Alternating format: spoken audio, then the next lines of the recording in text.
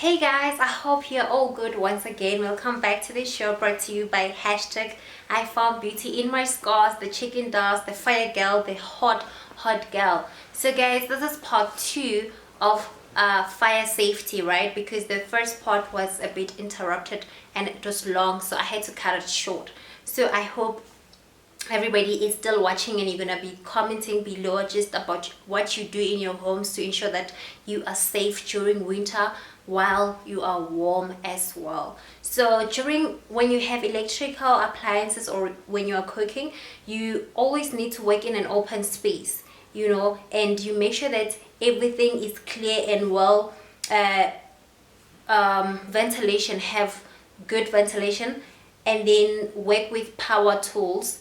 And do not leave pots unattended, guys, just to go out for a second, because a second becomes a minute and a minute becomes an hour and an hour becomes a day, and anything can happen in a few seconds. Also guys, ensure that your electrical appliances are all correctly wired. Let's get at lady IZinyoka. What's that IZinyoka, guys? As South Africans, we always have plan B, contingency plans. The fact that we're going through so much economically or financially and we don't really have good employment, we always come up with plans. So guys, let's not do this as IZinyokas during winter, because the dangerous kids becomes victims. We need to make sure that we call people back to Eskom and they must do everything properly. Electrical wiring must be done correctly to avoid burning of houses and kids getting injured. Nobody needs to lose their properties or lives right now during winter. And guys, there's this communities that maybe one house has got power and then we all go, especially during load reduction or load shedding, we go and charge at one place and we end up overloading the sockets, which is very dangerous. So we must stop doing that. Let's buy proper electrical appliances or twin plugs, and we make sure that the twin plug area or socket it's actually clear and it's clear of flammable materials, and ideally it's advisable for us to buy multi-plugged, the multi-plugs, so that we are able to plug multiple chargers and equipment or appliances.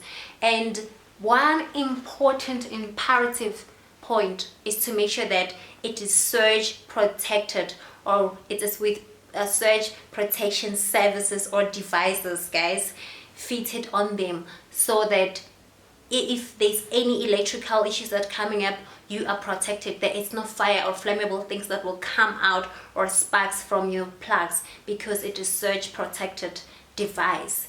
Hey, I know of my friends because they're this savvy. Just ask them, is it surge protected device? Because who's going to be in danger? It's ours. As much as it's cheap. Kumele pep, guys.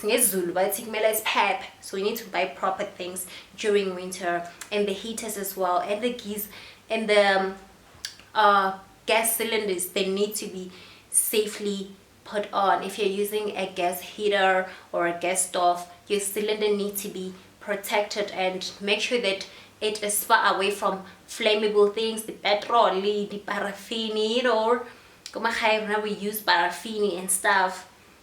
So also, in case of a fire at home, guys, so I actually used to go and teach people at schools about fire safety, and that's my favorite part, So if you're in a house, for those who have fire alarms, when they smoke, obviously they're going to go off, the alarms will go off. And then if you don't have one, please try to find one, because you think you don't need them now, but it's actually imperative to have them.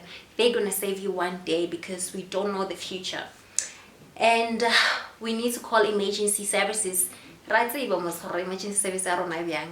let's try and call them.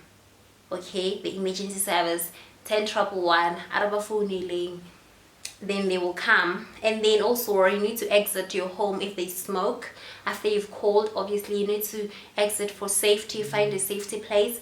And I know we're trying to have windows with butler bars, but honestly I think it's best to have windows where you are able to actually open and escape, because when you're in a panic mode, you're unable to escape, the doors are locked, your mind is locked as well, so you need to be able to escape.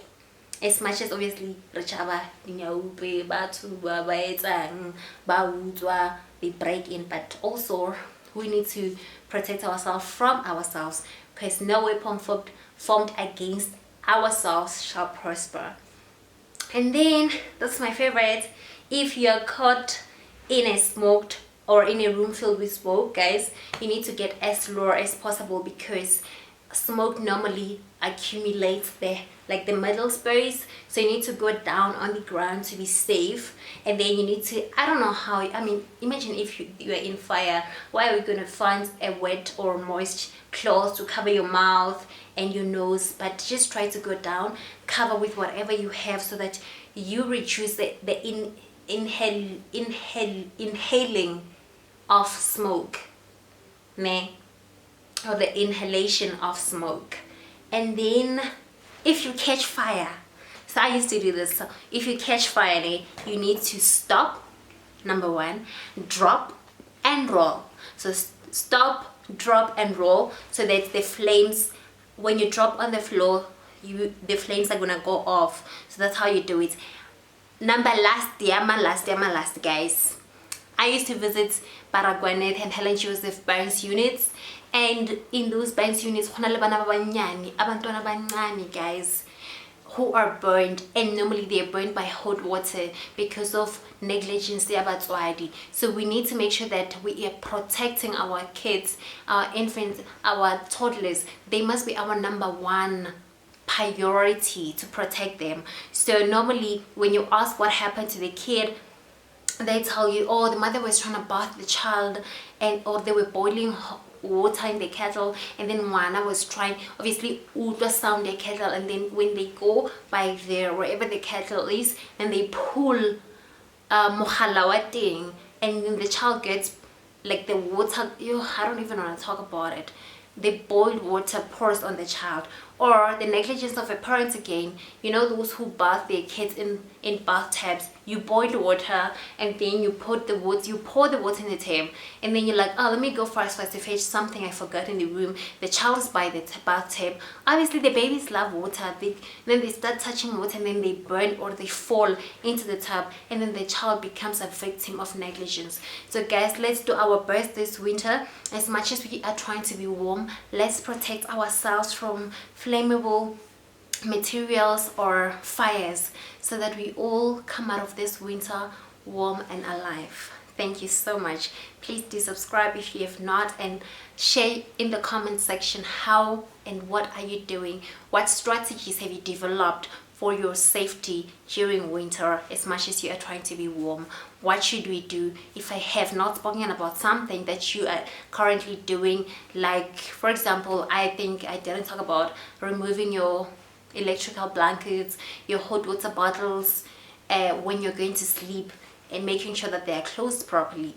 What are you doing this winter to ensure for the safety of yourself and your family members? Thank you so much. Ciao.